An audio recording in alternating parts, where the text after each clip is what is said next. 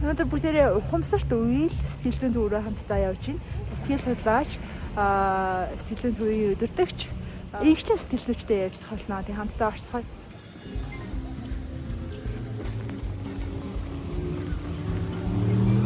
За одоо ямар тааж орох гэж байна. 5 дахь хүртэн гараад ирсэн. Тэгээд зөв зам LLC гэдэг үг байт юм байна. Let's go.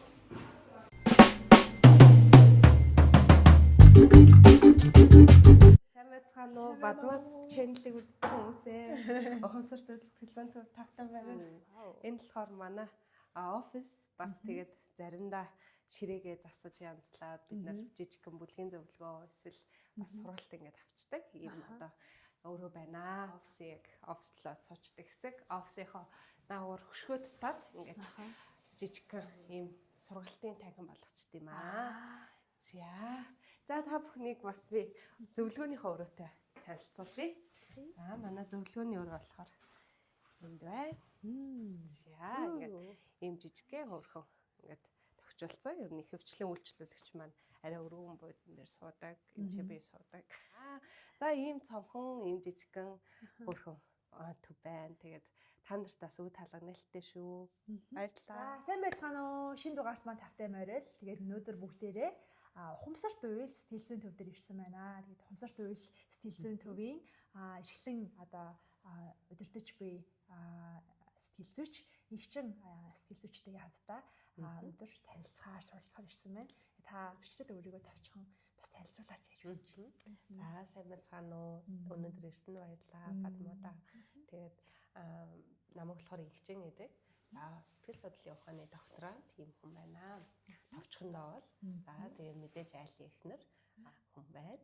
Надад бас таны нөгөө нэг түүх айгуу сонирхолтой санагдсан аахгүй сэтгэл зүйч болсон түүх. Тэгээ хоёулаа сэтгэл зүйч болсон түүхээс нь хэлээд ярилцъя тий. За тэгээ би болохоор ингээд эхлээд ер нь бол миний нэг ганц одоо хүүхэд байх үед боддог байсан зүйл болохоор аавгүй өсөөд. Тэгээд аавгүй өсөж байгаа одоо ингээд хүмүүс бол нэг юм боддгоо юм шиг ба.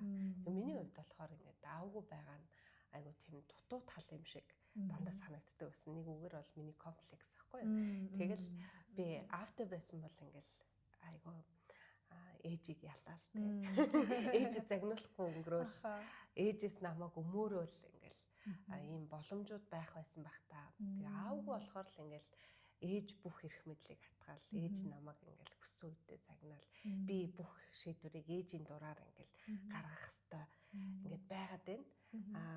Магадгүй ингээ аавтай байсан бол илүү ингээд эрх чөлөөтэй ч юм уу дураараа эсвэл хамгаалагдсан байх гэж айгу боддог байсан. Тэгээд бас аавыгаа ингээд мэддэг байх юмсан ингээл айгу боддог байсан байхгүй хүсдэг байсан.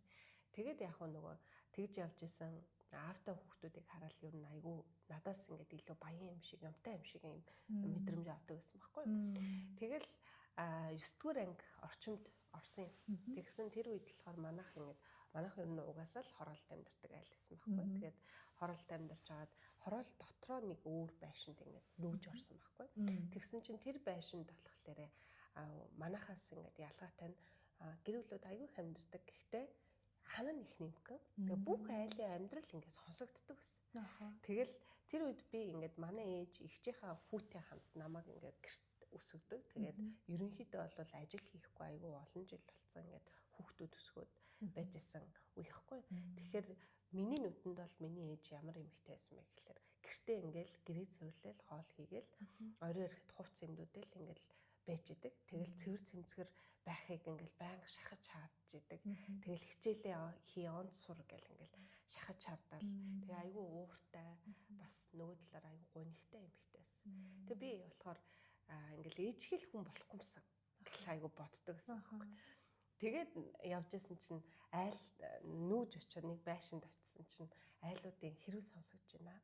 Тэгээ манайх нөгөө хоёр өрөө байшингаа ингээд галтгоогоо үүднийхээ нөгөө илүү ийм өрөөний хэсэгт гаргаад тэгээд галтгоогоо надад миний өрөө болгож тогтчуулаад үндсэн жижиг өрөөнд дүү ороод том өрөөнд ээж ингээд арай нөгөө том болж байгаа учраас ингээд тусгаар олсууд бий болгож байгаа байхгүй. Тэгсэн чинь өөрснийгээс орон зайтай. Тий, орон зайтай бол ингээл ингээл барыг би дагаал ингэх гэж юм да гэсэн чинь нөгөө галтгоо чинь нөгөө яг агааржуулах юм хуучны байшингууд ч агааржуулах юм ингээд онгорхоо иж идэг штэ. Тэгээд нөгөө тэрүүгээр бүр ингээд айлын хэрүүл бүр айгүй сонсогддог. Тэгээд яг доотлын айл маань болохоор миний бодлоор л ингээд хүсэмжит айл байгаа байхгүй. Аавтай, ээжтэй, 3 охинтой. Би ч юм бол айлын аз. Тэгтэл ингээд те өсөж байгаа хамт өсөж байгаа дүүтэй л болохоос биш айлын аз. Тэгтэл тэнд болохоор 3 ингээд ичдэгс байгаа байхгүй. Тэгээ нохоотой бүр. Тэгээ ингээд 6 ам бол ингээд миний харахад бол ингээд бүр ингээд happy байгаал инээд хүрэн салхиал одоо аз жаргалтай байна гэж би ингээд төсөөлж байгаа байхгүй. Гэтэл яг үнэндээ бодит байдал дээр юу болчихсон бэ гэхээр тэр айлд байнга хэрүүл болчихсон. Бүр бараг л намайг тэр яг нүүж очсны тэр жил бол ерөөсө тэр чигээрээ зодоо тэгэл эхнэрээ ч батарч унаад юм уу тавилгаач нураад юм уу мэдхгүй ингээл байнга л юм хумнуурж унаал тэгэл охтууд нь ээлжилж болоочтэй гэж уйлж мулаал те тэгэл ээж нь загнаал ээж нь эхнэр нь ингээл зайлчий гэл нөхрийгөө тэгэл нохоо нуцаал ингээ айгүй тийм түүхтэй тэг би тэр үед ингээд анх удаага ингээд юу гэж бодсон бэ гэхлээр доо хөөх авах ч ашигтай юм байна. Ашигтай юм биш үү? Вау. Тэ би ингээл бүр аавгүй ингээл өстой миний аавыг өстой явуулсан манай ээж өстой ямар одоо зөв хүн бэ гэж барыг тэгж ингээл заримдаа бодоол тэ байнг ингээ ялагдаад ахаар чинь тэгэл өстой аавтай байсан бол хамгаалуулаад гэлтгсэн чинь нөгөө аавтай айлууд чинь ерөөсөө бөөн зовлон байхгүй. Аав нь архиуж ирдэг тэ тэгэл аав ч хоёр мууддаг. Тэгээ тэрийг хараад яг ингээ эргэн тойрноо яг ингээд харсан байхгүй. Нэрээ аавтай хүн надаас илүү байгаа юм уу? Баян юм уу? Гэ ингээ харсан чинь ерөнхийдөө л тэр цаг үед угаасаа нөгөө гэр бүлүүд салдагтай байсан. Маш юм салалттай. Миний найзууд би ангийнхныгаа тийм надтай ижилхэн хүн бараг байхгүй л гэж би бодоод байгаа байхгүй. Тэрнээс өмнө боддгоо байсан баг. Тэгээ харсан чинь адилхан. Бүгдээрээ л адилхан. Тэгээд гинт хоёр дахь надад ингээд бодолтоо гэж орж ирсэн. Тэр юу вэ гэхлээр хүү яавал энэ ингээд те шагаа шиг ингээд гэр бүлүүдийг цацаа хийсэн байгаа энэ гэр бүлүүдийг Монгол улсын төрийн талбайн дээр соён битэмдгэн дээр байгаа тэр эв нэгдэл төвшин төгөлдөр байдал хэл соёл маань одоо тий хамгаалагдсан байх. Тэгээд тэр дотор байгаа нар сарныхаа доор эрэгтэй эмэгтэй 10 бэлэг дүрсэлсэн байгаа эрэгтэй эмэгтэй болоод гэр бүлүүдийн хүмүүс хоорондын үндэсний ёс зүйнүүдийн зохицол гэдэг юм манайх төрийн далбаан дээрээ залчаад яагаад ингэж гэр бүлүүдээсээ эхлээд ингэж жижиг нэгжгээд байгаа шүү дээ. Нэгж маань ингэж нураад унтсан салцсан сарнцсан. Тэгээ яг үнэндээ надтай хамт өсөж байсан миний одоо дүү те миний ээжийн хичээн хүү хүртэл аав ээж нь салцсан. Ээж нь гадаадд ажил хийх гэж явцсан ингээ манад ингэ те. Тэг би болохоор бөөрлөгч байгаа ш дэрлэхээр те. Ингэж өсөж байгаа байхгүй. Тэгэхээр нөхцөл байдлыг харахад яагаад гэр бүлүүд тийм болцсон юм бэ? Тэгээд хүүе энийг л ингээд нэг гоё ингээд засаж сайжруулдаг хүн болчихсон. Гэдэг тийм дон хийсэн бодол орж ирсэн. Тэгээд би тухайн үед нөгөө сэтгэл зүйч ч юм уу те ямар нэг тийм ажил мэргэжлийн талаар нэг боддгоо нэг 4-8 дугаар ангийн хүүхдээсэн болохоор ямар ч гэсэн өөрийнхөө хүслийн ингээд нөгөө лист гэж байдаг шүү дээ. Тэг хүслийнхаа юм дээр бичсэн байхгүй. Тэгээд бурхан минь итгэгч байсан. Тэгээд бурхан минь ингээд энэ гэр бүлүүдийг ягаад энэ соёмбон дээр байгаа шиг л эв нэгдэлтэй арга бэлэг шиг зохицолтой тийм байхад нь тусалдаг, дэмжлэг үзүүлдэг хүн болмоор байна. Одоо Солонгос намайг яг ингээд зааж чиглүүлж байсан пастор маань надад ингээд мэргэжил сонгох төгчийн хичээн чи ер нь бол ер нь чи бол математик хүн болохгүй гэх намайг би бол нь бол өөрөө ингээд математик хүн болох гэдэг байхгүй.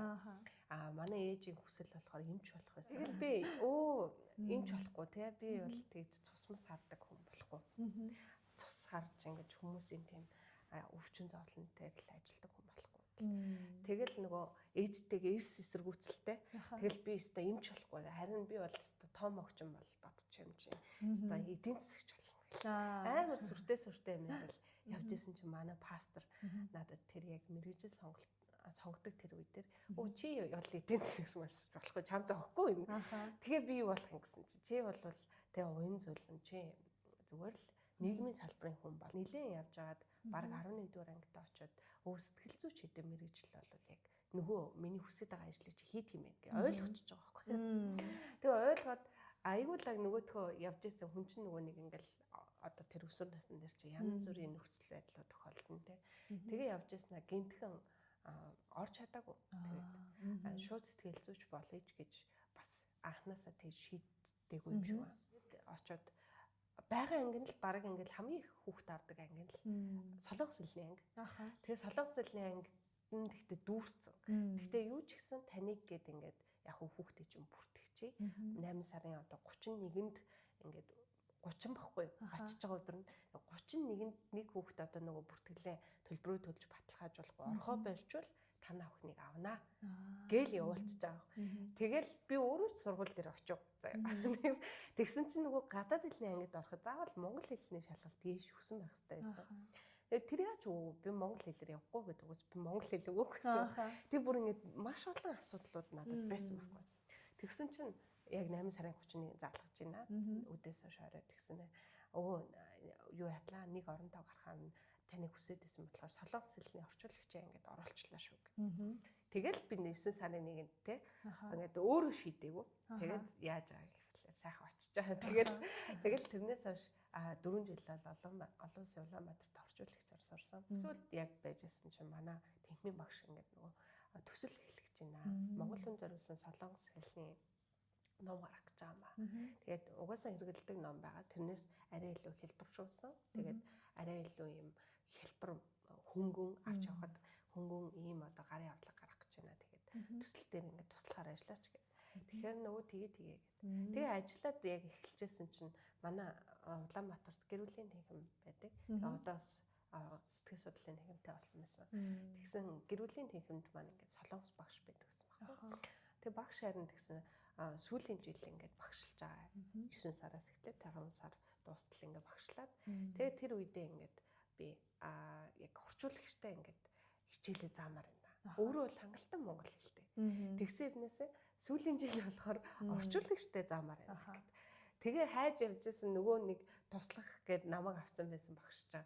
Өөчи 7 хоногт те амар их цаг биш ингээд бүтэн ингээд ажиллах шаардлагагүй юм чи очиод нэг жоохон хэдэн төгрөг нэмэлтээр аваад ингээд орчуулгыг хийгээд ажил чамд хэрэгтэй. Тэгээд надад бас тийм боломж болдоо.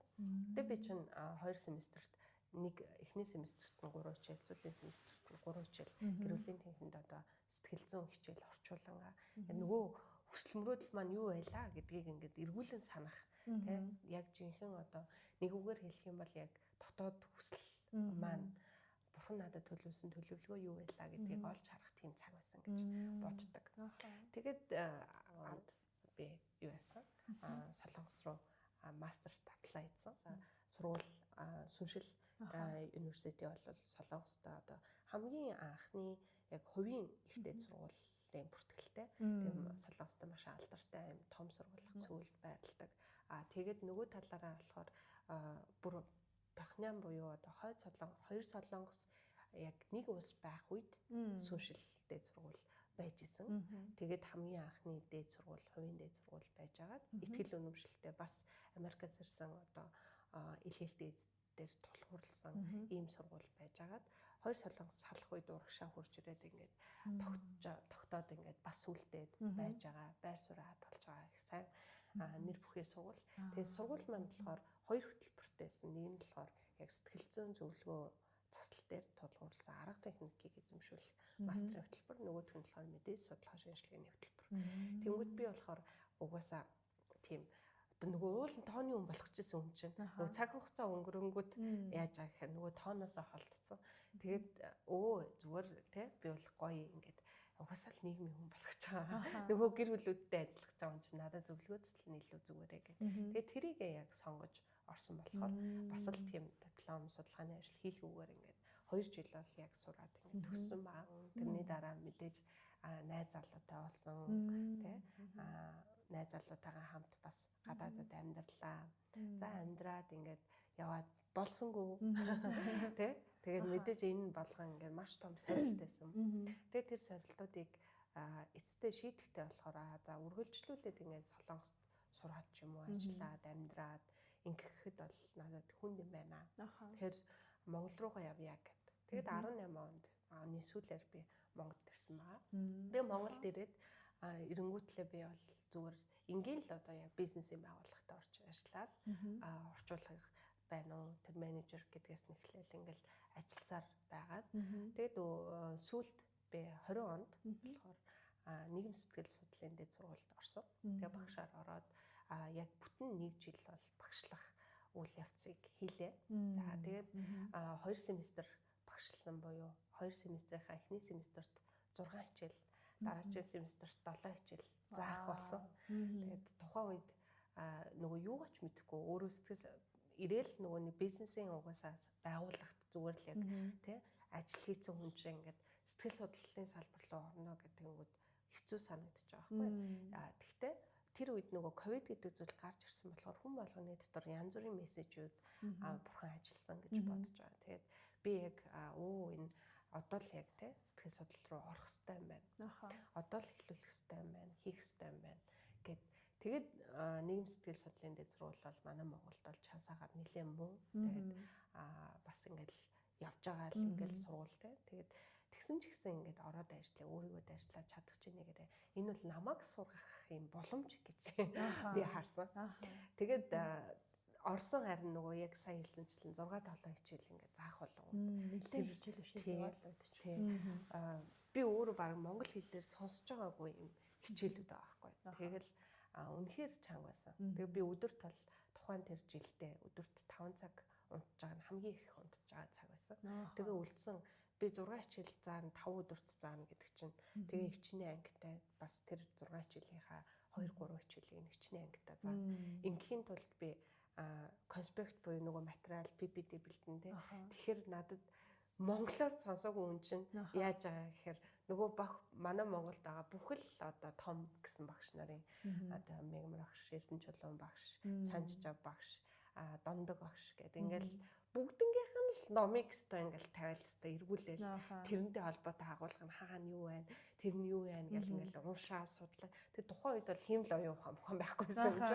Тэгэл яг цэвэрлэл нөгөө хідэн номоо ягаад монгол хэл дээр юу ч угаасаа олдохгүй. Тэгэл солонгос дээр миний сурсан агуулга болохоор арай жоохон deep байх гэдэг байгаа болохоор тэгээ би чинь суурь ингээд заах гэж байгаа юм чинь. Нөгөө суурьа мэдгүй юм чи өөрөө яг жинхэнэ л бүр гардны хулаанд орсон гэж би боддог. 2 оны яг 1 сард би бүр үнэхээр ингээд нөгөө залхаал те. Яг багшлах нь бол гоё. Гэхдээ ерөнхийн нөгөө одоо систем менежмент гэдэг зүйл дээр бол сэтгэл дундуур байсан учраас ажлаа солио гэдэг. Тэгээ ажлаа солих гээд явж исэн чинь Hag Mom гэдэг солонгосын франчайз сэтгэл зүйн төв эхлэх гэж байгаа юм байна гэх. Тэгээ тэрийг яг нөгөө мэдээгийн өгсөн хүн нь болохоор манай тэр сургуульд одоо гэрээ тогшоор ирж багшилдаг байсан багш. Гэт юу юм одоо солонгосын байгууллага орж ирэх гэж байгаа юм шүү дээ. Гэт ингээд мэдээ өгөөд. Тэгэхээр би болохоор ажлаас гарчингууд л яах вэ ингээд нөгөө хийсэн сурсан ч юм ингээ юмнуудаар хаач ингээ авчих гэдэг шүү дээ. Солонгос хэлээр ажил хийсэн ч болж эсвэл одоо юу гэдэм бизнес байгууллагт юм хийсэн ч болж ингээ болох гээд байна. Тэгээд нэг өөр нэг ажилд орох гэжсэн. Тэгэнгүүтлээ би Hag Mom-ийн нөгөө мэйлэр ингээд юу араа гэдгсэн баха. Мэйлэр нь CV-гээ явуулаад тэгээд за ингээд хэрвээ ингээд магадгүй намайг авахар ч юм уу сонирхвол энэ 7 хоногийн тэр нэгээ 4 өдөр байгаа байхгүй юу? Энэ 7 хоногийн 5 дахь өдөр гэхэд намайг дуудаж уулзаарай. Үгүй бол би 7 хоногийн нэгтгэс өөр ажилд ингээд энд ингээд орох гээд яатсан байгаа, ярьсан байгаа. Тэгэхээр хэрвээ та нар намайг сонирхгүй байвал хурдхан мэйлээр хариу өгөөрэй гэдэг юм байл гэж байна. Тэгсэн чинь урдаас хүрээд ирээ гэдэг чинь. Тэгээд 5 дахь өдрийнх нь ингээ өглөө очиж байгаа байхгүй. Тэгээ оцсон чинь би ингээ 10 цагаас очсон чинь миний урд нэг эмэгтэй эрэгтэй хоёр ирсэн. Би тэгтээ ингээд те өмнө менежер хийж үзлээ. Яг уу ингээл стандарттай том уулуурхан компанид ингээл нарийн бичгээр орчуулагч ингээл юм ингээл давхар хийж үзлээ. Тэгжэтэл ингээд захирал бол би хийж үзээгүй. Тэгэд захирал гэдэг албан тушаал дээр очих гээд байгаа байхгүй. Тэгэнгүүт юу байх бол гэдэг амар их ингээд айц санаа зов. Тэр л өстэй. Надаас гарч байгаа юм биш те. Намайг авчвал сайн л өстэй те. Би дахиад өөрийнхөө челленж хийгээл чадахгүй маа чаддаг болтлоо явчих л та. Гэдэг тийм бодлоор очиж байгаа байхгүй. Тэгэл оцсон ч миний урд тэр нэг эмэгтэй эрэхтэй хоёр хүн ингээ ярилцлаа өгчсэн. Зэрэг юм шиг байна. Тэгсэн аюул ингээл дуу чангатай, өөрсөндөө аюул ихтэй, лаг юм ярьж байгаа хгүй ингээд зүгээр нэг юм шилэн ханы цаана. Тэгэл би за энэ хүмүүстэй би ч одоо өрсөлдөөд өртөн чиж юу ах вэ? За яг хөө тэгэл ингээл ирсэн юм чи уулзчаал явъя гэж бодвол. Тэгэл яг хөө орол уулзгаа хүмүүс таарад. Тэгээд нэг удаагүй нэг 15-20 минут орчим ярилцлага хийчихэд араас нь тэгж байна. Чи ямар хөө заан характертай гэдэг чинь нэг төхөөрөмжөөр үзчихийдэх үү гэдэг чинь. Тэгэхээр наа тэгээд тэгэл би тэр төхөөрөмжийг мэдэхгүй юм чинь надад бас ингээл нэг шин туршлага гэж бол тэгэл өгч байгаа шүү дээ. Тэгэл өгсөн чинь за баярлалаа. Тэгээд тэнцсэн ч байсан, тэнцээгүй ч байсан чиний энэ төхөөрөмж дээр яасан үр дүн гэж өгнө гэлтэж. Тэгэхээр наа тэгээрээ баярлалаа гэл. Тэгээд гараал яг TV Tower-т ингээл доотлолт нь ТДБ хөдөлгөөний хөгжлийн банк байдаг гэсэн.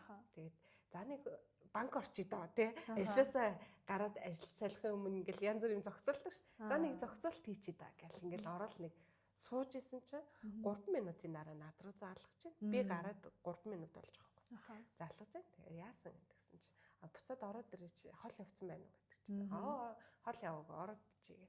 Тэгээ орсон чинь хамтарч ажиллая гэл. Тэгээд үнэхээр өрөөгцөн учраас аз таарад тий. Тэгээд мэдээж нөгөө нэг ихний ээлжинд шууд одоо захирал гэдэг албан тушаалаар биш төслийн менежер гэж чи 3 сар бид нарт өөрийгөө баталцгаа гэж. За гэл. Тэгэл өстой нөгөө ингээл бас л огт мэдгүй юм эхлэв тий. Тэгээд тэнцээ нөгөө хаг мами процесс, гайдбук бүх юмыг орчуулахаас эхлэв. Тэгэл цагаа байрлал яаж маркетинг хийх үү, яаж таниулах уу, ямар дүр төрхөөр гарах уу. За бид нар чинь нөгөө нэг би чинь өөрөө хүртэл одоо бакалавргүй тий ингээд бусад яг мэрэгжлийн ингээд хүмүүсийн хажууд бол мэдээч бүр ингээд одоо юу гэдгийг бүр харьцуулшгүй юм тэгээд би тэгж л боддог. Тэгээд тэрийг ингээд яаж ингээд зөв гаргаж ирэх үү гэх ингээд нэлийн эхний жил 22 он бол нэлийн ингээд юутай байсан. Одоо бэлтгэл ажил хангаж байсан. За тэгээд ажилтнууд 22 оны сүүлээр ажилтнууд гээд хүмүүс авсан тий.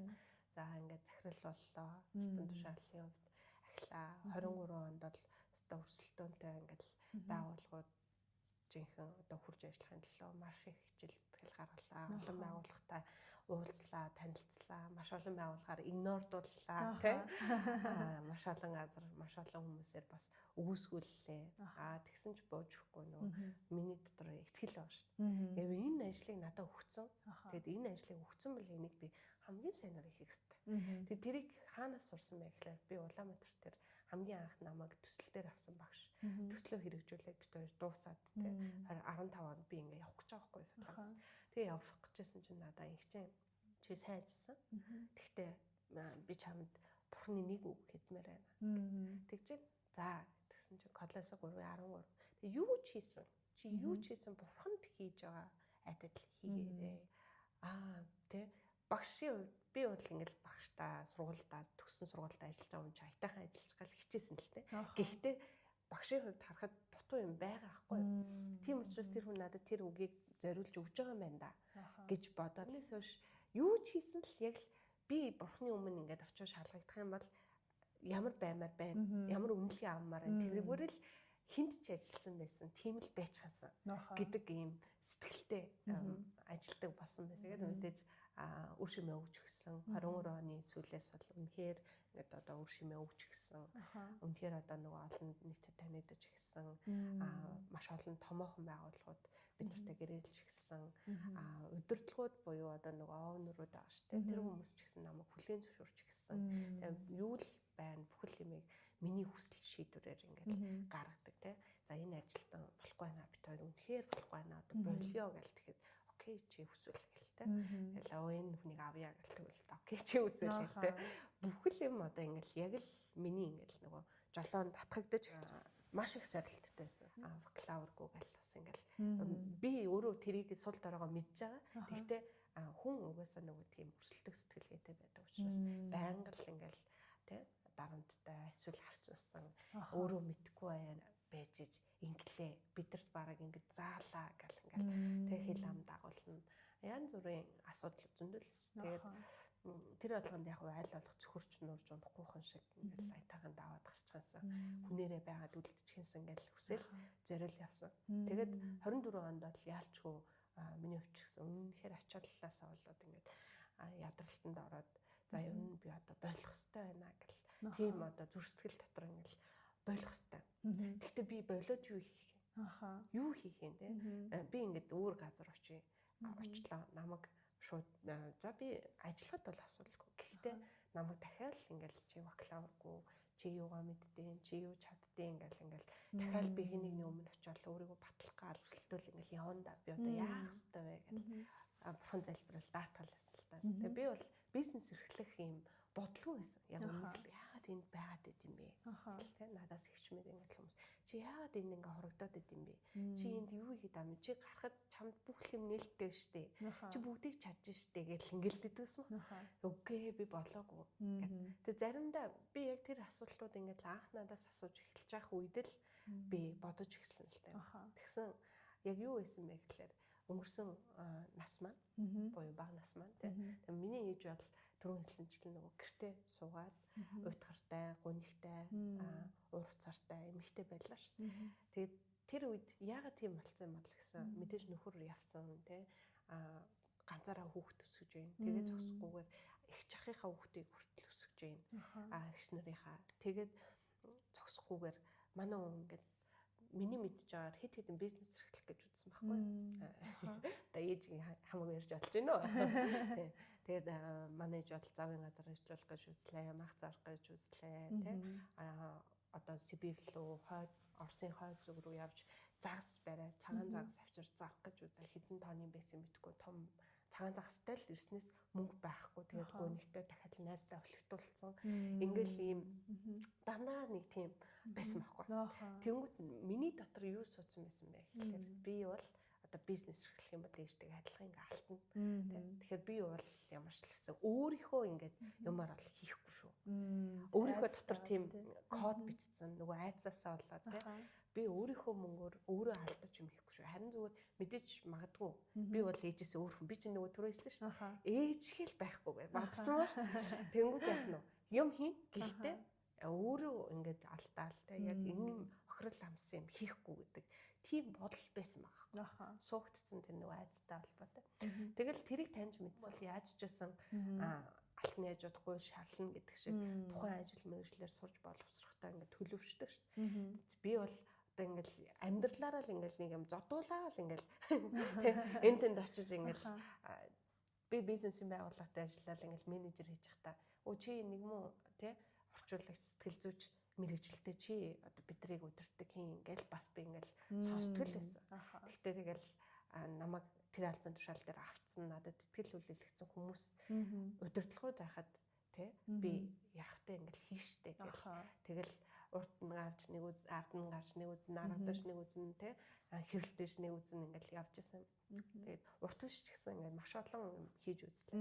Тэгжсэн болохоор ингээл хаач утсан ингээл нэг тийм болж өгдөг. Тэгэл тий тэр нь банк сорилттай. Тэгэл явж байгаад яг бурхан залбирал байсан. Үргэлжлэл залбирч байсан. Бурхан минь ингээд би бол тий та надад төлөвлөсөн төлөвлөгөө бол агуу төлөвлөгөө гэж итгэдэг.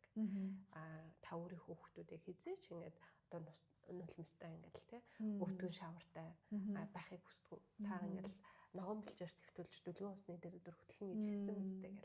Дуулал 24 дугаар бүлэгт би үнэхээр дуртай байхгүй. Тэгэл тэгж ингээд дандаа залбирт үзье. Тэгсэн чинь яг хөө ингээд бурхны ивэлээр сая 25 онд ажилласаа гарлаа. Тэгээ гарах бас боломж болтлоо. Зоригтой өдрөө тэгтээ зоригтой байгаагүй. Үнэхээр одоо би бол ингээл байгаа л юмэр гэсэн. Яг л яг хинч намайг яв гэж хэлээгүй л дээ. Хинч намайг яв, хинч намайг бойл гэж хэлээгүй. Гэрээний хугацаа дуусч ин чи одоо болох ёстой гэж хинч хэлээгүй. Магадгүй би үлдээ гэсэн байсан бол авах байсан баг. Тэгтээ би нөгөө бардам бас юм нэг зам байгаа. Тэгээд нөгөө бардам зам байна. Хоёрдугаарт нь юу байна гэхэлэр маш их ядарсан байсан. Тийм учраас энэ хоёр зүйлээс болоод за би болоо шүү. Би бол ингээд дуусгана гэдэг ингээд хэлсэн. Тэгээ яг хуу дууссан. Тэгээ дуусаад явж исэн. Үнэхээр бурхны ивэлээр бас тий олон сайхан ажлууд надад хүлээж иж тэгээ гайхамшигтай юм бас бурхны хөвлөөр сайн нөхөртэй болсон. Би энийг бол заавал хэлэх хэрэгтэй. Тэгээд манай нөхөр намайг ингээл уйлал хүүхдээсээ салж авах юм шиг. Би бол яг нэг тийм мэдрэмжтэй ингээл мэдрэмжээ хүртэл ойлгоод байгаа байхгүй би ястаа өсгсөн 3-наас гарна хүүхдээ би орхиж явах нь надад хэцүү байна. Амар уйлал ингээл явж исэн чинь манай нөхөр ингээд хараа бурхан чамд ямар агуу гайхамшигтай замыг бэлдсэнийг чи олж хараач. Чи өөрөө над хаалгаа хааж чадахгүй болохоор ч бурхан ингээд тэр хүмүүс чинь чамайг гуйх байх гэтэл гуйлгаагүй ингээд хаалгыг хаагаад чамайг урагшаа хар гэд тэгж штэ чи битгий санаа зов хараа гэлтэй. Тэгэхээр нэрээ тийм те. Харин тэгж бодох хэвээр тий. Тэгэл нөлөөсөн гойжчихсэн чи нөлөөсөө татал. Тэгэл яасан. Нейросайенсийн яг анхны ийм одоо мэдгэдэгтүүнд суралцах юм боломж олдоод тэгээ бас анхны мэдгэдэгтүүнд ингээд жил орчим сурлаа. Тэгээд жил орчим сурсны дараа яг шууд л ингээд нөгөө нейросайенс ч өөрөө угаасаа хүний тархийг бид нэр задлаад харахгүй юм бол мэдэхгүй шүү дээ. Гэтэл сүүлийн үед чинь нөгөө нэг техник технологийн хэмэл оюухан ч хөгжих тусмаа хүний тархийг задлахгүйгээр тий заавал месийн ч юм уу ийм аргаар биологийн төвшөнд ингэлгүйгээр гаднаас нь хэмжилтийдэг маш олон төхөөрөмжүүдийг одоо боловсруулж байна. Тэгээд тэр дундаас ингээд яг тархины тэр долгион буюу одоо альфа, бета, тета, тэ гамма энэ долгионуудыг дээр тулгуурлаад хэмжилт хийгээд тухайн хүнд үүсэж байгаа асуудлууд дээр дэмжлэг үзүүлэх боломжтой юм арга зүй гаргаад хөгжүүлээд байгаа байхгүй. Тэгээд энэ бол Америкт бүр олон жил болсон юм аа 15 жил болж байгаа. Гэтэл Солонгост бол бас л ингээд яг хуу тархи судлаач нар бол маш ихээр төгсөжсэн ч гэсэн одоо яг энэ дэвшилтэт технологи дээр ажилладаг болол бас л 5 жил ингээл болох гэж байгаа байхгүй. Тэгвэл энэ туршлагыг ингээд аваад ингээд сурах юм боломж олдоод тэгээд сурсан. Тэгээд энэ 25 онд нээсэн шин төв дээрээ миний яг гол одоо нөгөө барьж явах юмсан хүмүүст илүү хүрэх юмсан гэж бодож байгаа үйлчлэгээ бол тархи онцлогоон дээр тулгуурлаад хүмүүсийн асуудлыг бид нар ингээл хуучин сонсоол тэгэл ухаал цаана юу гэдэм бол гэл хайгаал ингээл маш их цаг хугацаа авдаг юмыг жоохон дөтлөж байгаа байхгүй. Энэ дэвшилтэт технологи гэдэг чинь дөт замаар илүү хурдтайгаар хурдан үр дүн өгөх зорилготой учраас дөтлөөд хурдан гаргаад ирчин. Гаргаад ирсэн үр дүнээр бид нар эргүүлээд дахиад тархины долгионд тэнцвэржүүлдэг юм аппаратн дээр тулгуурлаад яаж байгаа гэхээр хурдтайгаар одоо өөрчлөлтүүдийг гаргах, шийдвэр гаргахад нь нөлөөлөх тархины тэр зарим хэсгүүдийг нөгөө идэвхжүүлэх гэдэг ийм зүйлүүдийг хийж байгаа. Тэгэхээр энэ дээр илүү ингээд төвлөрөөд ингээд ажиллах юм өсөл зорилготой, төлөвлөгөөтэй, бодолтой ийм хүн байна. Ингээд чөлөөтэй нээлттэй хуваалцж байгаа бид нар бас амар баяртай байна. Маш олон хүн бас амар урам авч байгаа гэж бодож байна. Гэж яг таны яг аяллаа энэ журныг харах юм бол амар олон бас зүгээр нэг юм байгаагүй маш олон уналтууд, өсөлтүүд, онолтууд, өсөлтүүд байсан гэж байгаа байхгүй. Гэтэ бас энэ бүх зүйл донд тэгээ яг юм өөрийнхөө гол дуудлагыг гол таашныг олж хараад буцаад сэтгэл зүрэгөө ирсэн. Тэгээ яг тэр нөгөө нэг та цаа хэлсэн шүү дээ 3 нас хүртэл өсгсөн хүүхдээ ингээ орхиж байгаа юм шиг тийм мэдрэмж. Тэр бол бүр үнэхээр өвдөлттэй сонсогдож байгаа байхгүй. Яг 3 жил бүх зүйлээ зориулаад ажилласан газраасаа ингээд гарах гэдэг орших гэдэг бол тийм бас амар зүйл биш. Тэгээд магадгүй ингээ career change ч гэсэн хийж байгаа сэтгэл зүйчнэр байж болно шүү дээ тий. Эсвэл бакалавр байхгүй ч гэсэн магистраараа сэтгэл зүгээр сурсан маш олон сэтгэл зүйчнэр одоо байгаа. Гэхдээ үнэхээр сайн ажиллаж байгаа сэтгэл зүйчнэр байгаа тий. Тэгэхээр бид нар бас нэг юм айгүй тийм narrow minded байж болохгүй юм шиг зөвхөн бакалавраа сураад магистраа сураад хоёулаа сурсан л бол тэр сэтгэл зүйч гэж бас хэлж болохгүй байгаад байгаа байхгүй тий. Тэгээд ингэж гоё хаалцж байгаад маш их баярлж байна. Тэгээд одоо болохоор ухамсарт үйл сэтгэл зүйн төв, сэтгэл зүйн өвчлөлийн төв ер нь ямар чиглэлээр үйл ажиллагаа явуулж ийм талаар бид нарт бас хүргээж хэлчихье.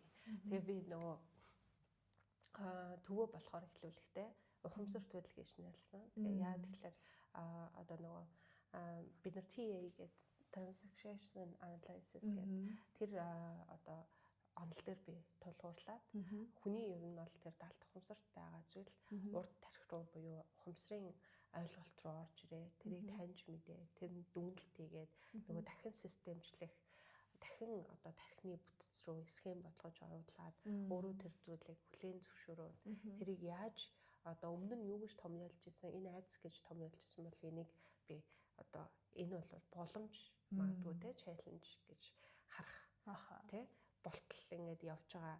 Тэр арга зүй дээр тулгуурлаад бас мэдээж нөгөө танин мэдгүй онолууд дээр ингээд тулгуурлаад ухамсартайгаар хүн ер нь үйлдэх юм бол өөрчлөгдөх боломжтой. Инхчин одоо урдаа сууж байгаа хүнийг өөрчлөх биш. Тэр хүн өөрөө өөрчлөгдөх боломжтой. Өөрийгөө л өөрчлөгдөх боломжтой. Хийж байгаа 99% сонголт шийдвэр гаргалтыг баг зэрэг ч гэсэн ухамсарын төвшөнд оруулж эрэхтэн дэмжлэг үзүүлдэг ийм л одоо байгууллага байх юмсан шиг бид нар ойлгож хүлээн зөвшөөрөх үед өөрчлөлтүүд бий болж байгаа байхгүй. Тэгэхээр би бол тэрэн дээр тулгуурлаад ухамсар төлөвлөгөөч нэрлсэн. Логогоо болохоор 3 навчт кловер одоо монголоор юу гэдэг юм бэ? Ямар ч хэлсэн 3 навчтын урамлалаар гэд хийсэн. Тэгэхээр 3 навчт урамл дээж 4 навчт бүр 7 8 навчт хүртэл байдаг.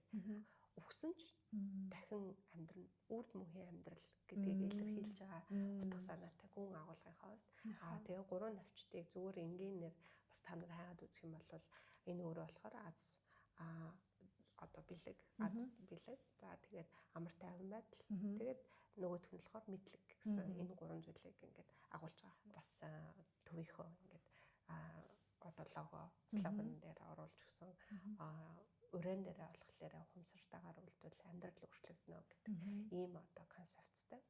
Тэгээд би бол хуучин хаг мам дээр яж захта мэдээж нөгөө мануалын дагуу процессингийг те зөвлөгөө өгөх, хүлээж авах, үдэж явуулах процессингийг зураглаад ингээ явж исэн. Яг л ер нь бол хүнд зориулах дээр илүү чиглэжсэн бол одоо болохоор жоохон арай дараачийн түвшин рүү надад ч гэсэн сурах хэрэгтэй байна те. Тийм учраас гаднаас маш их сургалтуудаас оруулж ирээ. Мэдээж манай одоо салбарын ах эгчнэр бол сайн ажиллаж байгаа. Тэгээд бүгдээрээ л өөрөө өөрсдийнхөө чадах хатгаар гаднаас Оросоос их хүмүүс авчирч хичээл заалгаж байна.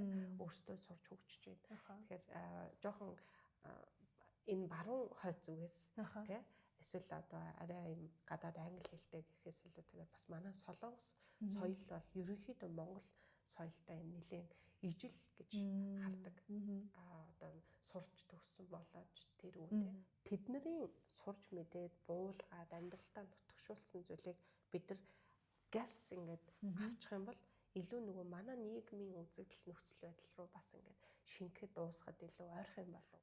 Мэргэжлэнүүдийг янз бүрийн байдлаар одоо сургах, бэлтгэх мэргэжлэнүүдийг заавал бид амар үнэтэй биш ч гэсэн ингээд тэг чадах хатгаараа боломжтой чадамжтай хүмүүсээр ингээд сургалт авч яадаг, өөртөө сурч хөгжиж яадаг ийм болох юмсан гэж хүсэж байгаа. Тэгээд би бол хаан мам дээр хийж чадаагүй тийм ажил учраас өөрийнхөө энэ одоо төв дээр бас илүү хий, зорий гэж бодоод ажиллаж байна. Багт энэ гэрүүлүүдийн төлөө гэж бодож байгаа лээ. Тэр хүмүүс тэр харилцаа байна уу зүйлсэд дэм болох үз. Одоо ном зохиолуудыг чадлах хараа бас орчуулан эрхлэн аргая.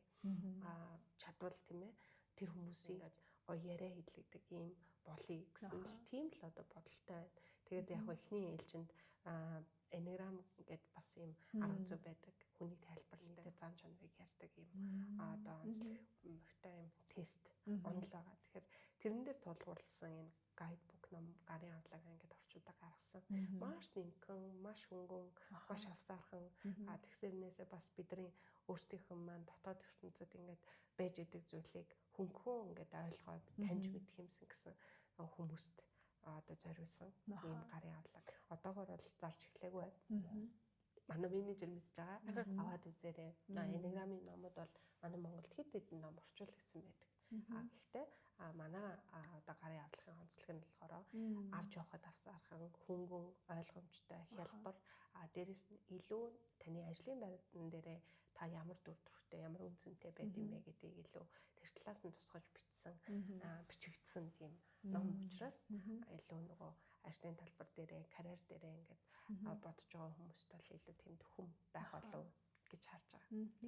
Тэгээд ухамсарт үйл сэтгэл зүйн төв дээрээ бол түрүү хэлсэн тархи онцлогоо тархи онцлогоо гэхээс илүү тэгэхээр тархины долгион хэмжилт. Тэгээд долгион хэмжээд тухайн гарч ирсэн үр дүнгууд дээр тулгуурлаад бас л долгионыг нь тэнцвэржүүлдэг, долгионыг нь идэвхжүүлдэг ийм одоо техникээр дамжуулаад одоо засал хийж байгаа байхгүй. Тэгэхээр ийм одоо үндсэн чиг үүргүүдтэй тэр байгууллагын үйлчлэгээ сэтгэл зүйн үйлчлэгээ ингээ явуулж байгаа. Тэгээд ийм одоо байгууллага байна. Танилцуулсан маш их баярлалаа. Тэгээ ямар ч тач манай сувгийг бас сэтгэл зүйн чиглэлээр суралцах хүсэж байгаа, бас ажиллаж байгаа, бас оюутнууд те сурж байгаа оюутнууд ч гэсэн нэлээд хүздэг. Та яг одоо бас тэр үзэгчдэд хандаж бас та юу зөвлөмөр байна те тэрийг бас хэлээд. За тэгээд би нөгөө багшилж авах үедээ оюутнуудаа над дээр ирж дадлага хийж байгаа хүмүүс бүгдэнд нь хэлдэг. Хүний талаар хайр байхгүй бол энэ салбар бол чанга салбар. Харин хүний гэсэн хайр байгаа бол тэгэл би өнөөдөр юунд ч хүрээг байгаа юм шиг байсан ч гэсэн бурхан одоо эсвэл энэ ихтлхий өөрөө ингээд дагуулж яадаг тийм салбар. Тийм учраас хүний гэсэн хайртай байгаарай. Би хүний төлөө гэсэн хайр байна уугүй юу гэдэг асуултыг өөрөөсөө асуугаасаа. Тэгээд үнэхээр тийм хайр байна гэж бодож ивэл энэ салбар руу ороход энэ салбар хизээч таныг уйдаахгүй. Хизээч таныг одоо гомдоохгүй. Харин хүний төлөө гэсэн хайр байхгүй. Магадгүй өөрийнхөө төлөө гэсэн амж бодолч гоо тийм амж хүсэл байх юм бол энэ салбар бол өвдгөр шороод болдог. Тэгээд чайлт юм бэ өөрийгөө яаж чайлт юм бэ гэдэг хайрыг ойлгохыг хичээгээрэй. Тэгвэл тэгээд боломжтой бүх зүйл боломжтой. За маш их баярлалаа. Тэрнүүдийн бас урилгын минь хүлээж авч энэ олон зүйлсүүдийг хуваалцсанд тэгээд хүн болгоны нөгөө түүх яг амар биднийг бусдаас минь онцгой болгодог. Хүн болгоны түүх бас биднийг ингээд айгүй олон зүйлсүүдийг суралцахад хүрдэж штэ тий. Тэгээд таныг ингэж чөлөөтэй ингэж хуваалцж аваад маш их баяртай байна. Тэгээд миний бас энэ жижигхэн Шанелийн урилгыг хүлээж аваад тэгээд оролцож байгаа маш танд маш их баярлалаа. Таныг бас ярьж байгаа ч гэсэн би маш олон зүйлсүүдийг суралцж байна. Тэр нөгөө нэг passion гэдэг зүйл ямар чухал юм бэ? Хүнийг их зүрхтгэл ямар чухал юм бэ гэдгийг бас айгүйх суралцлаа. Тэгээд маш их баярлалаа оролцсон. Тэгээд дараагийн удаа бас гоё оролцоорой. Тийм баярлалаа. Тэгээд намайг ч гэсэн бас ингээд тий хүлээж аваад тоогоод бас энэ жижигхэн биш энэ чухал чаналаар бас ингээд гаргаж байгаа танилцуулж агаад бадмаада маш их баярлалаа. Баярлалаа. За өнөөдрийн дугаар маань энэ хүрээд өндөрлөж байна. Тэгээд аачин дугаар хүртэл баяртай.